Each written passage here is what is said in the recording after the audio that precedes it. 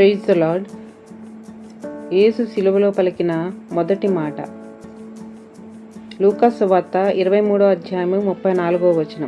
తండ్రి, వీరేమి చేయుచున్నారో వీరెరుగరు కనుక వీరిని క్షమించుము.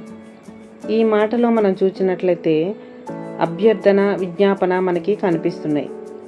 యేసు శిలువ శ్రమలను వివరించి అనేక ప్రవచనాలు బైబిల్ గ్రంథంలో ప్రవక్తల చేత కొన్ని వందల సంవత్సరాల క్రితమే ప్రవచించబడ్డాయి.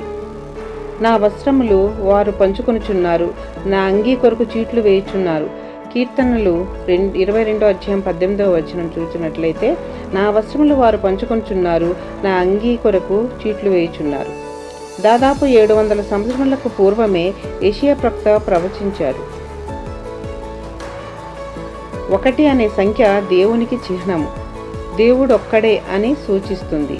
1 అనే సంఖ్య ఐక్యతకు గుర్తు, 1 ఒంటరితనానికి గుర్తు. తండ్రి అనే పదం క్రీస్తుకు దేవునికి ఉన్న సంబంధాన్ని తెలుపుతుంది.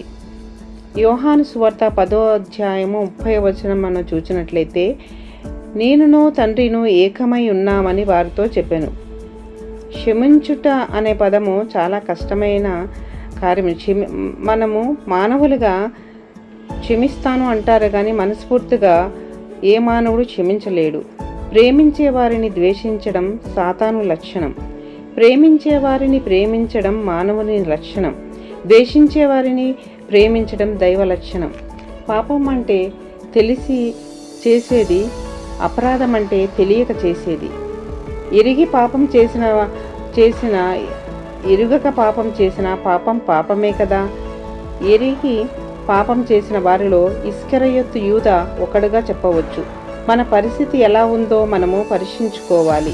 యేసుక్రీస్తు శిలువపై పలికిన ఈ మాటలో వీరిని క్షమించుము అనే మొదటి మాట గుర్తుపెట్టుకొని అలాంటి క్షమాపణ అలవర్చుకోవాలి.